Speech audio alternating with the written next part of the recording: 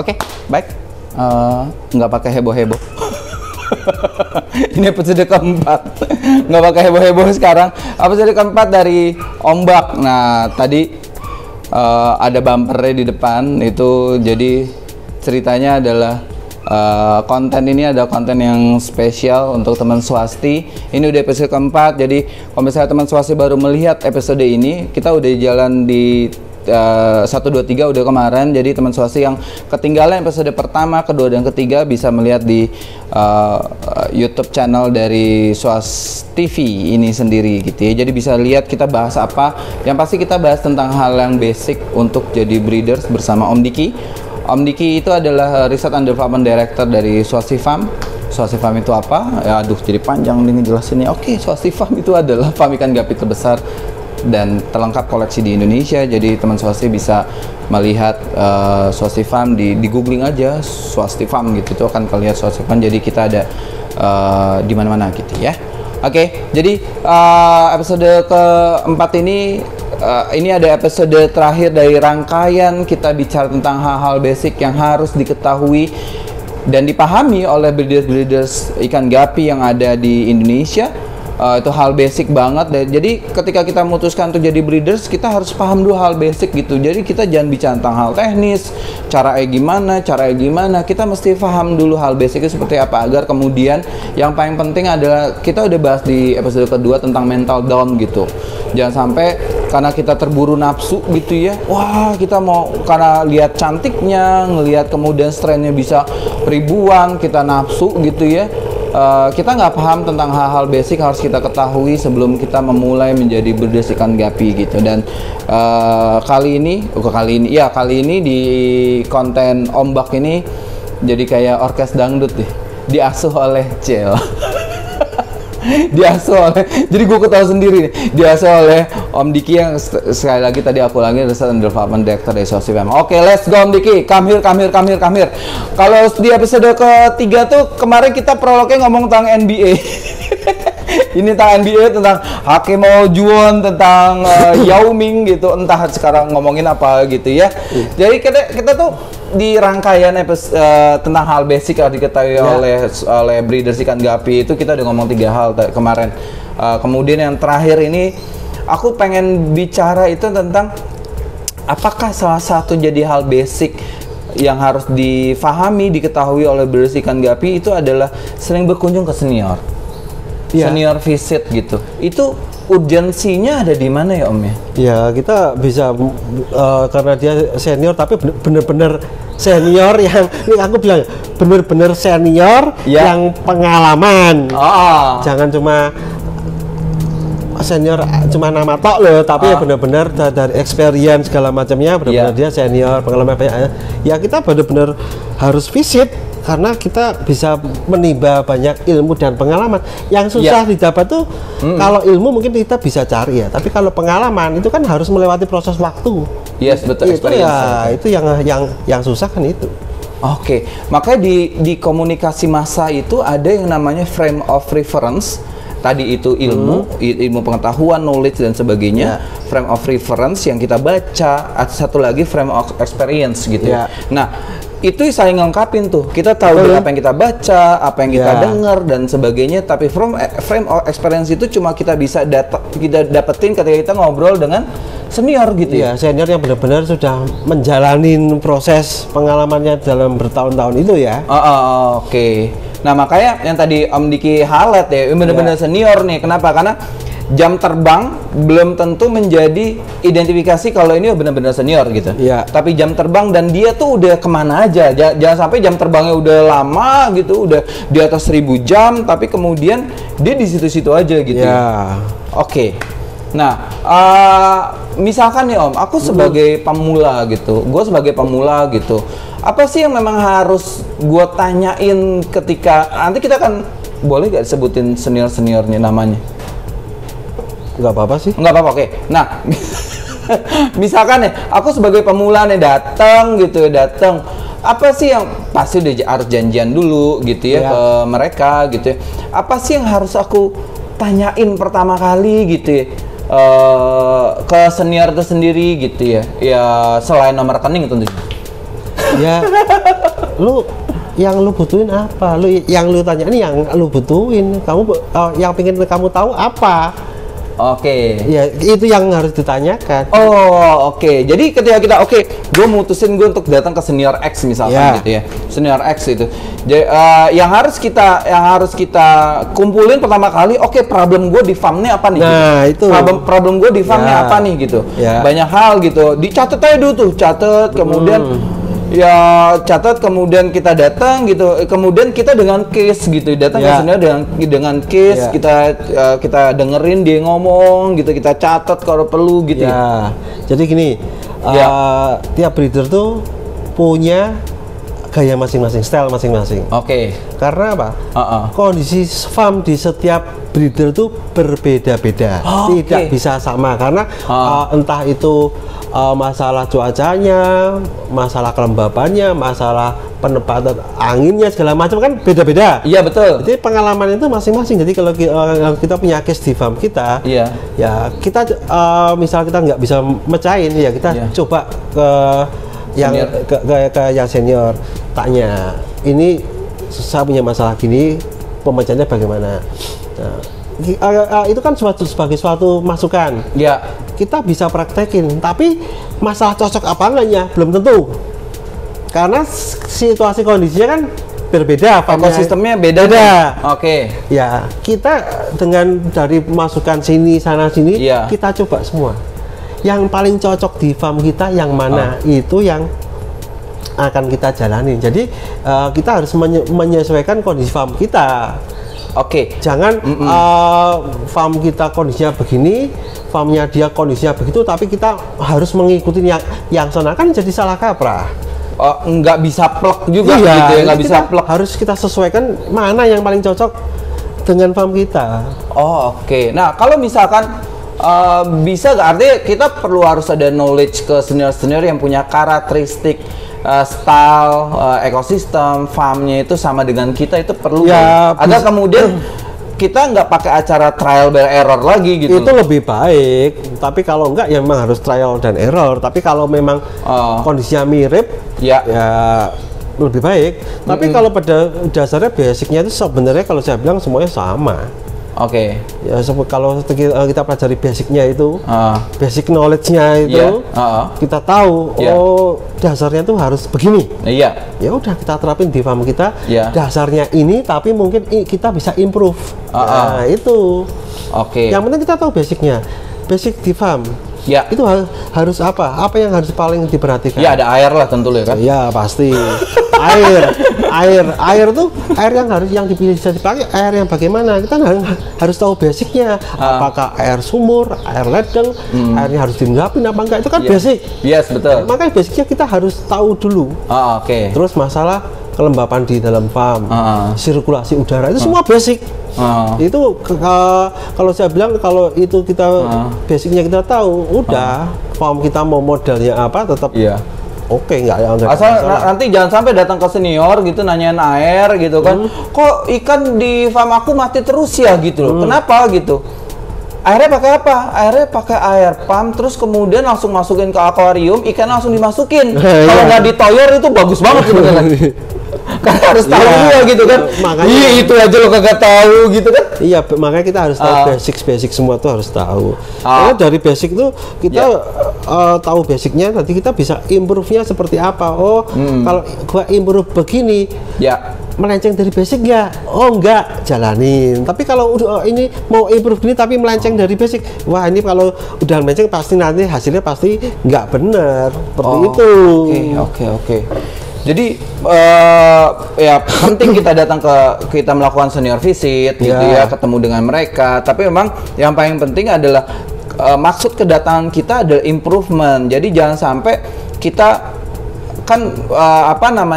jangan sampai kita membuang waktu kita untuk ketemu senior karena kan susah juga ketemu mereka, harus janjian Ya, dulu, belum ada ya. yang di luar kota dan sebagainya. Betul. Kalau kita tidak memahami hal-hal basic, jadi kita buang-buang waktu kita juga gitu loh. Iya. Karena harus janjian, terus ada yang di luar kota dan sebagainya. Hal basic harus dipahami agar kemudian ketika kita datang ke senior, yang kita lakukan adalah improvement. Karena hal basic udah kita pahami gitu ya. Iya, makanya kita basic itu paling penting.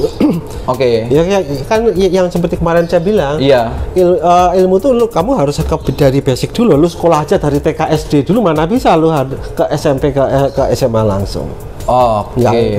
Karena basicnya kagak ada ya nggak bisa. Iya betul sih, betul. Walaupun ada kelas akselerasi, Ya. tapi kelas akselerasi pun dilihat keunikan dari masing-masing siswa. Kalau dia udah memahami hal basic, dia pasti pasti akan masing kelas akselerasi.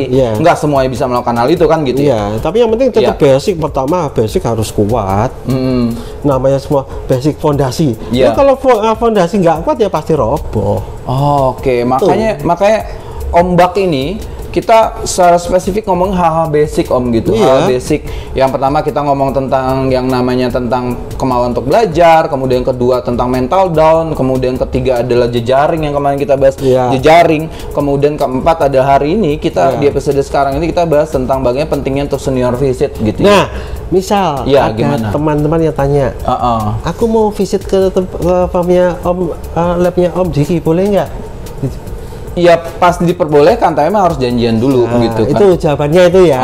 Harus janjian dulu. Nanti gitu. bisa menghubungi siapa? Si Iska 0817 70605043. Nah itu teman-teman ya, apal gue udah bertahun-tahun itu nomor ada. Pasti banyak yang nanti akan bertanya seperti itu. Ya bisa janjian dulu, kemudian nanti ya pasti janjian dulu disesuaikan dengan schedule Om Diki itu sendiri. Nah kalau misalkan gini Om, kalau misalkan ada yang tadi itu ketika kita datang kita harus pahamin hal basic dulu, kemudian kita tidak membuang waktu kita sia-sia untuk jangan sampai pertanyaan basic, sayang banget udah ketemu senior nanya basic gitu ya. Kalau memang dia nggak tahu ya nggak ada masalah sih, tapi sayang banget gitu, sayang banget sebenarnya, sayang banget gitu. Jadi kita ketemu senior, kita melakukan senior visit, kemudian kita tanyain gimana ya cara aerasi gitu. Oh my god, lu tinggal googling aja gitu, gampang banget gitu. Karena kan harusnya ada ketika kita melakukan senior visit yang harusnya ada di benak kita, bagi kemudian kita improvement gitu loh. Improvement misalkan gimana mempertahankan kualitas, apa yang harus dilakukan kan gitu ya. Terus kemudian bagaimana memulai untuk crossing menciptakan strain baru misalkan. Yang jelas tuh yang kalau ke farm visit ke senior itu ya kita harus lihat di farm kita yang sering jadi problem tuh apa, yang kita nggak bisa mecahin ya itu yang kita yang harus kita cari jawabannya kan itu. Betul. Jadi masalah yang ada di farm kita yang tadi aku sebutin gitu kita catat dulu. Kemudian kalau memungkinkan kita cari knowledge senior mana yang secara ekosistem itu hampir mirip dengan kita.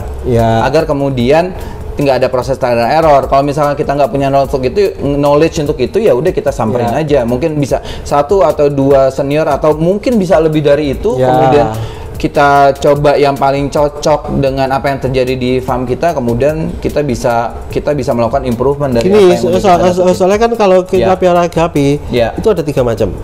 3 macam. Full indoor, semi outdoor, dan outdoor. 3 itu mana yang kamu lakukan di farm kamu? Ya kalau misal kamu pakai yang semi outdoor, ya kamu kalau visit carilah visit yang kira-kira senior yang juga semi outdoor. Jangan kamu semi outdoor kamu visitnya ke indoor. yang indoor ya udah pasti beda. Karena ekosistemnya udah beda banget. Apalagi dia outdoor kemudian ketemu sama senior yang full indoor gitu. Itu beda banget tuh.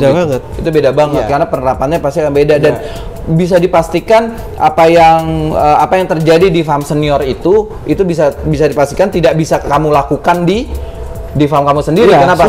Susah pasti susah gitu susah karena ekosistemnya udah pasti berbeda kan. Ekosistemnya pasti beda. Beda. Jelas banget beda. Kenapa? Karena tingkat ekstrim suhu dan sebagainya itu pasti kan jauh berbeda perbedaannya. Terus kemudian kebanyakan itu senior ikan gapi di Indonesia itu kebanyakan mereka itu farmnya itu indoor atau semi outdoor atau outdoor, Om? Wah, variasi sih. Variasi. Yang paling artinya ketika kita bicara variasi artinya banyak banget kemungkinan dan opportunity untuk teman swasti untuk nyari nih mana senior yang paling cocok dengan ekosistem yang dibentuk selama ini gitu loh. Ya. Tapi kalau saya lebih prefer, kalau saya lebih suka semi outdoor. Kalau preferennya saya loh. Iya, Karena saya lebih suka semi outdoor karena alasannya banyak kenapa saya lebih suka itu. Kelebihannya dibandingkan indoor dan benar-benar full outdoor tuh kelebihannya semi indoor tuh banyak. Oke. Definisi full indoor itu artinya semua ketutup semua. Ya, dalam ruangan. Dalam ruangan pakai AC. Kalau ini belum itu pakai AC, yang jelas di dalam ruangan. Kalau ini definisinya apa? Semi outdoor. Semi outdoor. Semi outdoor. Kenapa? Karena ada bagian-bagian ada bagian yang terbuka. Kan? Ada bagian terbuka, ada angin bisa masuk, sirkulasi udara alami bisa terjadi di sini gitu. Paling pakai kipas angin untuk rotasi udara gitu ya. Betul. Oh. Tapi kalau yang benar-benar outdoor kan benar-benar di luar, kadang-kadang ikan dia cuma paranet gitu. Iya, kadang-kadang ada kepanasan segala macam itu. Oh, oke. Kalau Om Diki lebih prefer untuk yang semi outdoor. Oke, tantangannya apa? Sebelum kita ngomong seniornya siapa aja sih gitu? Tantangannya untuk full indoor itu tantangannya apa, Om? Mengatur ini sirkulasi udara. Tantangannya paling rotasi udaranya ya. berat. Karena gapi itu paling rentan dengan kelembapan udara, bukan suhu. Suhu ada masalah, suhu mau di 30, mau di 24, 22, gapi nggak ada masalah. Tapi kalau kelembapannya udah tinggi, itu pasti jamur semerbak kemana-mana. Itu indoor itu tantangannya adalah itu tadi ya, sirkulasi udara, memastikan bahwa kelembapan bisa dijaga dengan baik gitu. Kalau outdoor ya tentu ekstrim banget ya outdoor ya. Kalau outdoor ya itu hujan, terus panas kena sinar matahari langsung itu. Itu yang tantangan yang berat itu. Jadi buat catatan untuk teman swasti yang sedang menyaksikan tayangan ini. Semi indoor kan berarti tengah-tengah. Kan berarti kan sirkulasi bisa sirkulasi udara untuk menjaga kelembapan bisa lebih bagus. Terus tidak kepanasan dan tidak kehujanan. Makanya kenapa saya ambil di tengah-tengah itu ya, karena memang menurut saya paling enak itu. Tapi mungkin berbeda-beda tempat juga ya. Misal kalau di Indonesia apa yang cocok itu gitu kan. Tapi mungkin di daerah yang iklimnya 4 musim mungkin paling cocok bisa di indoor. Indoor paling cocok indoor ya kalau 4 musim ya. Indoor dengan pemanas ruangan segala macam. Dengan heater macam-macam. Dengan pengalaman Om Diki lebih dari 10 tahun gitu ya, 13 tahun udah ngebreed ikan gapi, di Indonesia itu paling cocok adalah semi outdoor. Kalau menurut saya ya. Semi outdoor yang paling cocok di Indonesia gitu. Saya melakukan itu. Saya udah melakukan yang indoor udah. Outdoor udah. Indoor udah. Dari 3 itu yang paling cocok ya semi outdoor. Semi outdoor. Itu mungkin bisa jadi catatan juga untuk teman swasti ya, bahwa dengan pengalaman Om Diki yang 13 tahun ini yang paling dengan pengalaman Om Diki yang paling memungkinkan kita lakukan di Indonesia gitu ya, dengan menggunakan semi outdoor gitu ya. Dan enggak, 3 itu mungkin dilakukan, tapi kalau menurut saya pribadi, pengalaman saya paling baik dan paling enak maintenance-nya itu yang di semi outdoor. Tantangannya ada di sana ya. Lebih minim problem lah. Problem. Tapi kemudian tadi Om Diki bilang bahwa ada senior yang kemudian karakteristiknya dari 3 ini rupa-rupa deh tuh ya. Iya, rupa-rupa. Karena dia memang keterbatasan tempat atau memang adanya itu terus dimanfaatkan ya. Bisa jadi. Atau mungkin style emang begitu. Ya, kalau saya sih bukan masalah style ya, itu tapi masalah memang tempatnya adanya seperti itu. Jadi memang dibuat seperti itu. Jadi kemungkinan kalau misalnya teman swasti juga mengalami hal yang sama, kemudian kemampuannya bisa dipilih tuh mau full indoor, semi outdoor atau outdoor sendiri. Senior di ikan gapi itu banyak yang bisa ditanyain, bisa ada senior visit, bisa ke sana, bisa ngobrol soal dengan karakteristiknya. Jangan sampai teman swasti itu farm ikan gapinya full indoor tapi datang senior visitnya yang full outdoor. Itu nggak nyambung banget tuh. Nggak nyambung. Bahkan di semi outdoor pun mungkin ada beberapa hal yang mungkin nggak akan cocok.